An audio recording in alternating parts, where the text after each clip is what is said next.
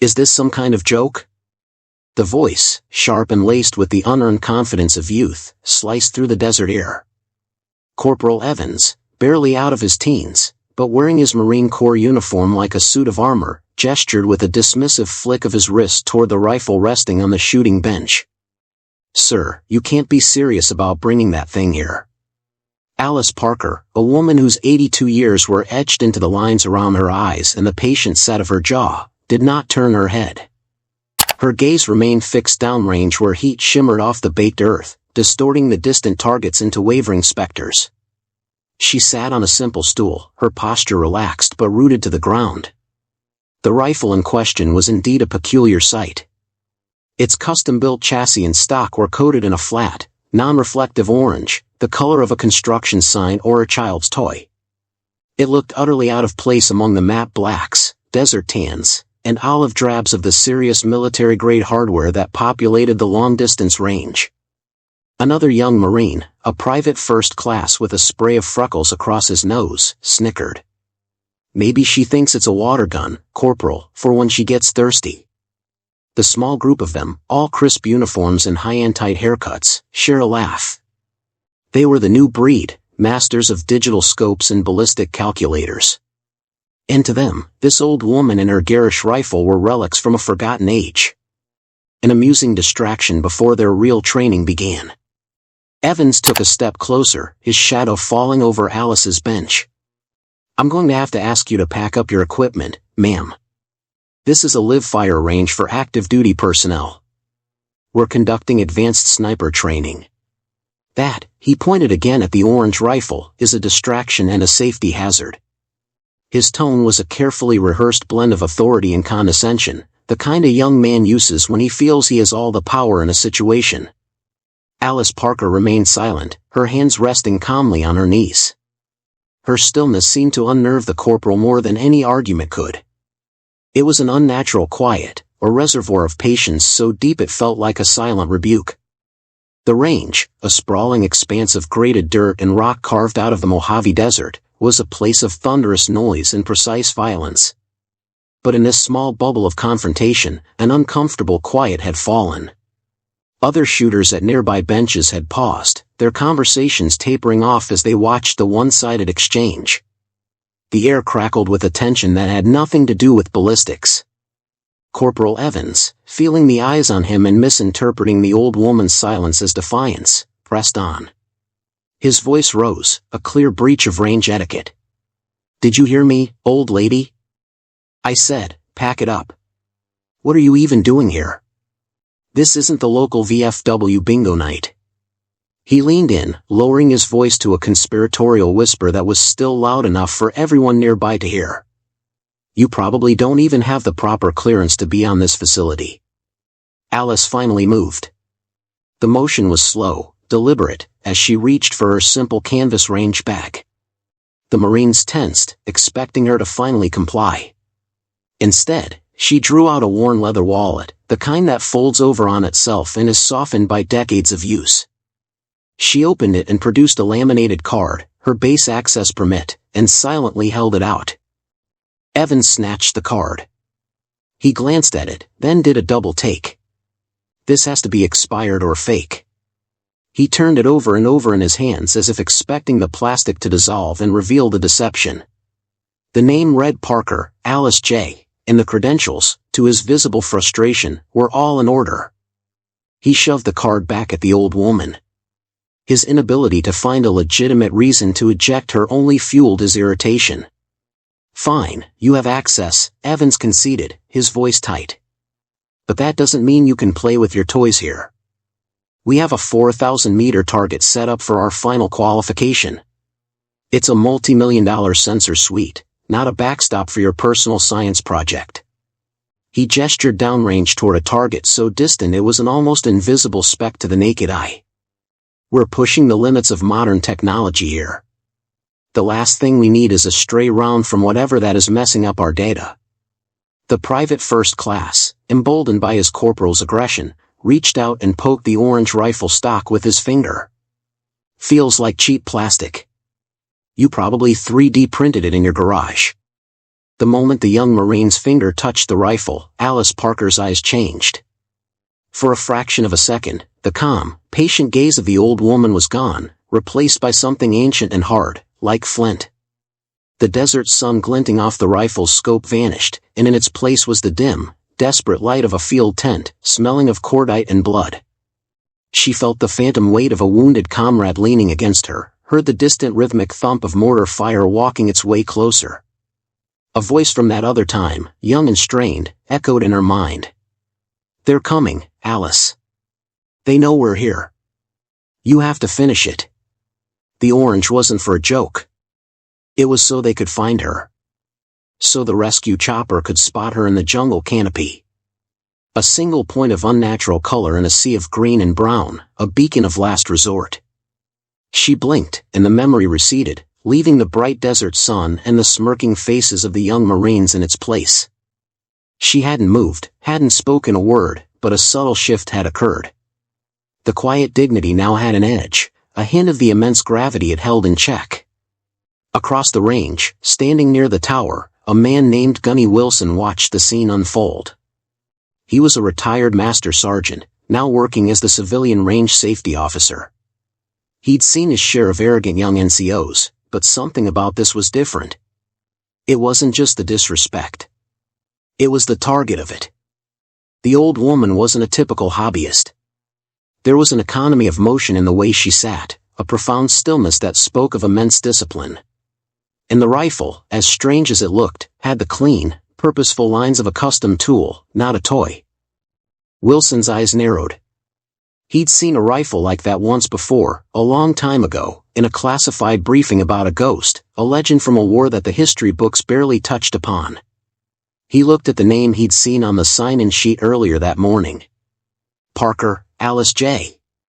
The name connected with the half-remembered legend in his mind, and a cold knot of dread formed in his stomach.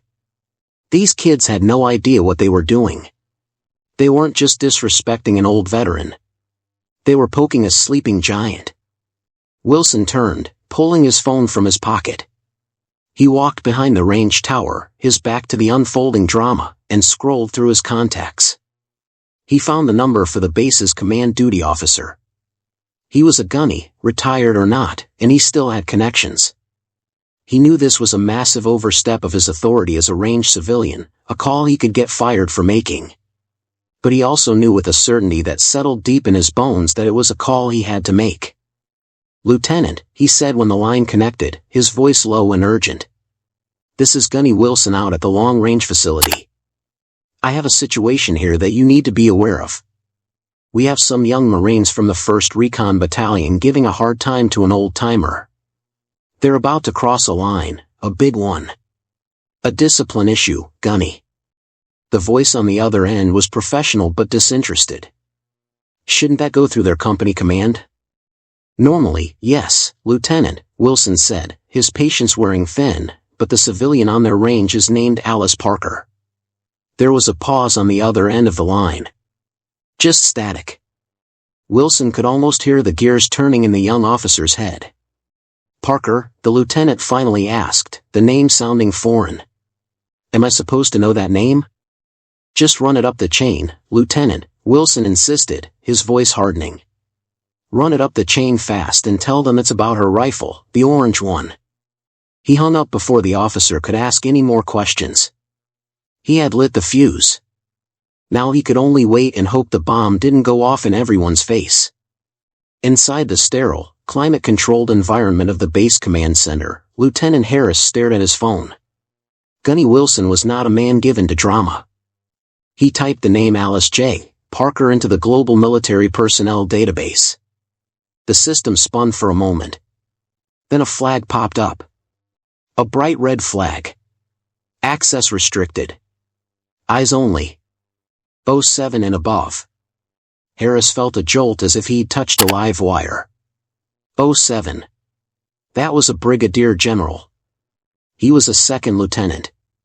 He stood up from his desk and walked briskly to the office of the base commander, a full colonel. He knocked and entered without waiting. "Sir, you need to see this." The colonel, a man with a face like a road map of every desert conflict for the past 30 years, looked up from his paperwork, annoyed. "What is it, Lieutenant?" "I got a call from Gunny Wilson at the long range. There's a civilian out there, Alice Parker." The system flagged her heavily. The colonel's demeanor changed instantly. He came around his desk and looked at the lieutenant's screen. When he saw the name, all the color drained from his face. He didn't say a word. He just picked up the secure line on his desk, the one that connected directly to the office of the commanding general of the entire base. "Ma'am, it's Colonel Bennett. I apologize for the interruption." "Ma'am, she's here." "Parker, she's on our range right now." There was a pause. "Yes, ma'am. The ghost of the valley. She's in a confrontation with some of our recon Marines." The colonel listened for another moment, his face grim. "Yes, ma'am. I'll meet you at your vehicle. We're rolling now." He slammed the phone down and looked at Harris, his eyes blazing with an intensity the lieutenant had never seen before. "Get me the commander of 1st Recon on the line. Tell him his career is on the line.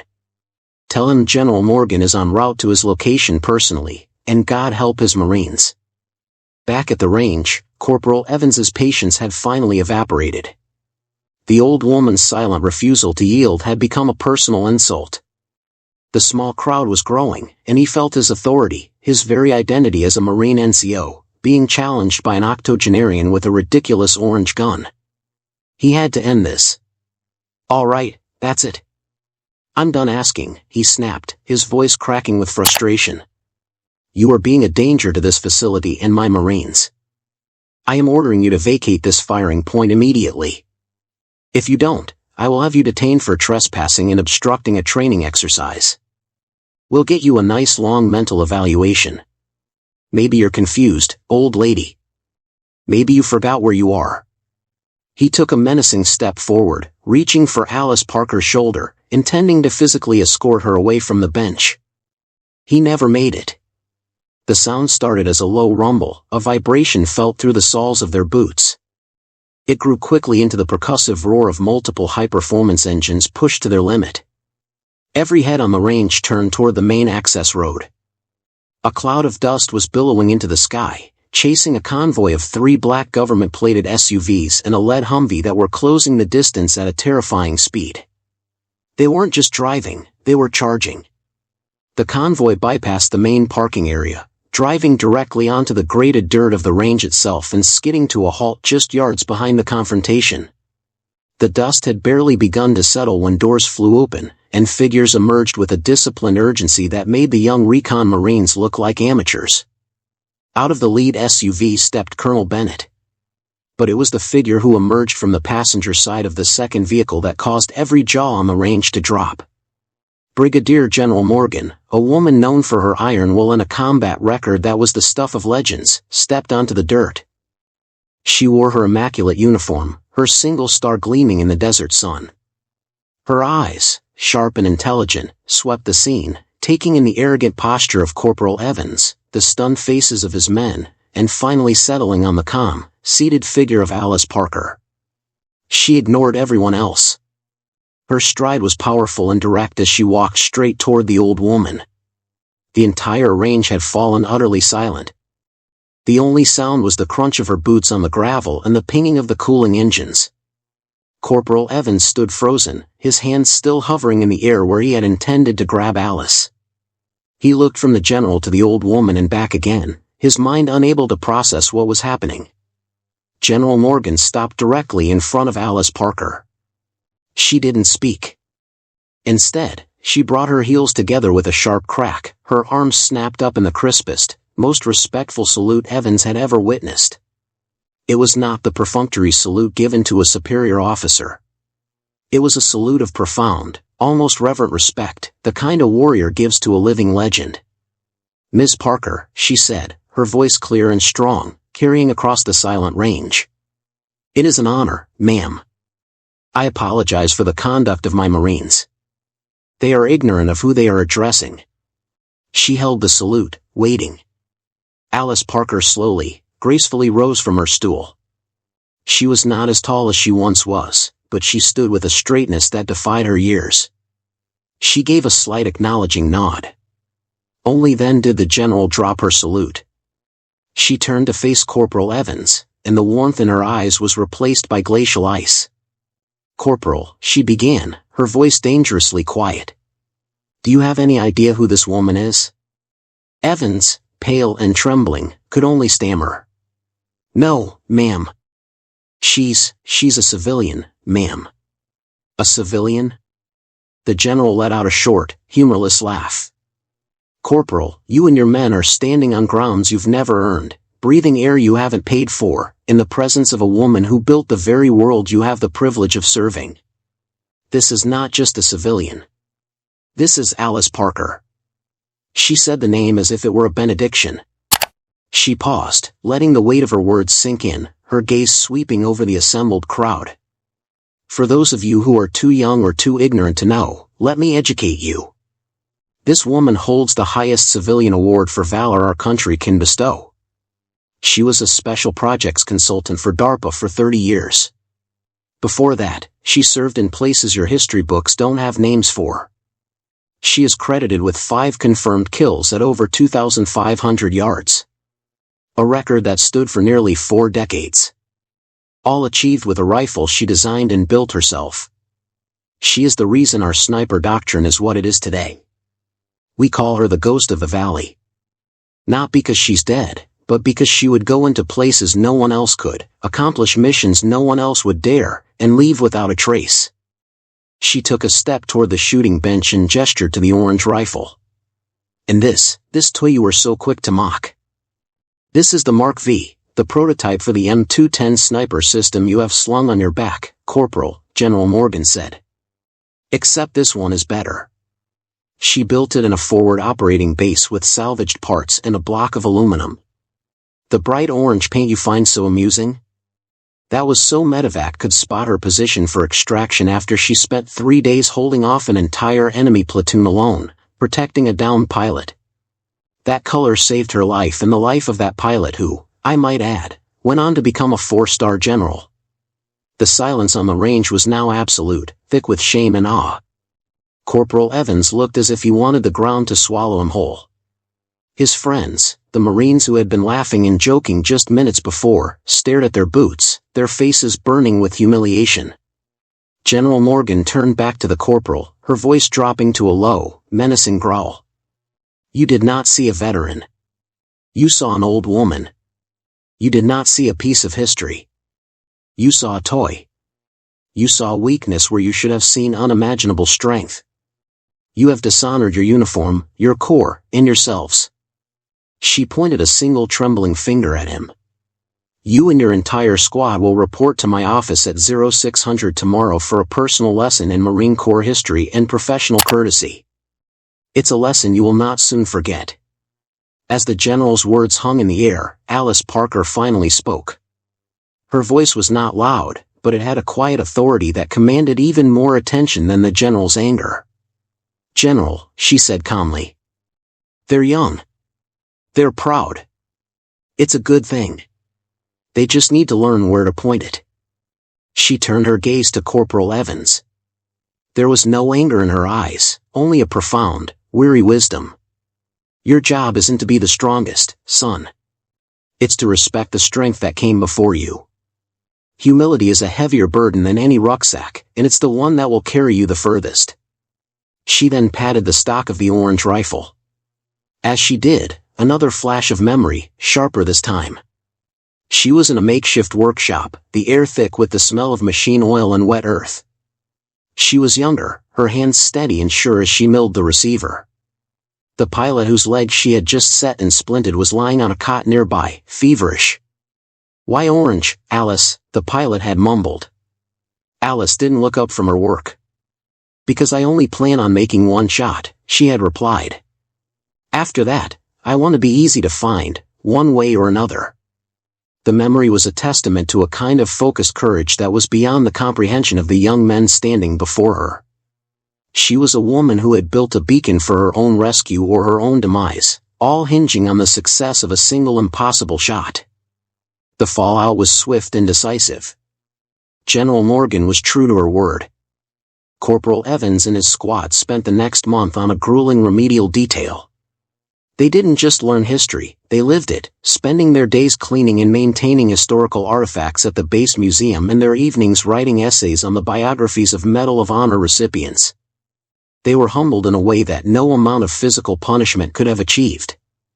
The story of the old woman with the orange rifle spread through the base like wildfire, a cautionary tale against arrogance and a powerful reminder that heroes often walk among them unseen and unheralded. An official base-wide mandate was issued requiring all personnel to attend a new annual training seminar on veteran interaction and respect for elders. A few weeks later, Corporal Evans found himself in the base library. He was there of his own volition, poring over declassified mission reports from conflicts half a century old. He looked up as the door opened and Alice Parker walked in. The old woman moved with the same quiet purpose, heading for a section on advanced engineering. Evans's heart hammered in his chest. He stood up, his chair scraping against the floor. He approached the old woman, his hands clasped behind his back, his posture rigid. "Miss Parker," he said, his voice barely a whisper. "Ma'am, I wanted to apologize properly. There's no excuse for my behavior. I was arrogant, and I was wrong. Deeply wrong. I am sorry."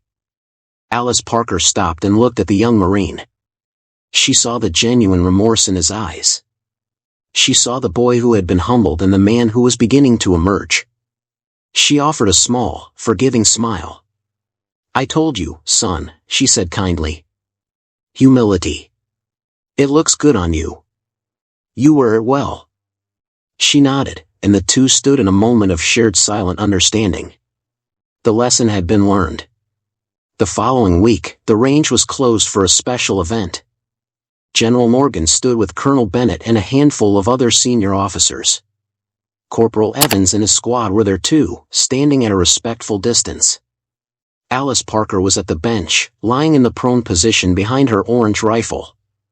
She had been asked by the general to demonstrate what the rifle could do. The 4,000-meter target, the one Evans had claimed was beyond the reach of a toy, shimmered in the distance. There was no fanfare. Alice adjusted the scope, her movements fluid and economical. She checked the wind, her eyes seeming to read the invisible currents in the air. For a full minute, she was perfectly still, a part of the landscape. Then the rifle cracked. A single sharp report that was almost anticlimactic. For several long seconds, nothing happened. Then the small distant screen next to the general flashed. A single green light in the dead center of the target. A perfect bullseye from 4,000 meters. A gasp went through the assembled crowd. It wasn't just a great shot. It was an impossible one. A shot that defied physics and redefined the boundaries of what they thought was achievable. The legend of the ghost and her orange rifle was no longer a story from the past. It was a living, breathing reality they had all just witnessed. If you were moved by Alice Parker's story of quiet strength and hidden valor, please like this video and share it with someone who respects our veterans. Subscribe to our channel for more stories of the unassuming heroes who walk among us. Your support helps us continue to honor their legacy.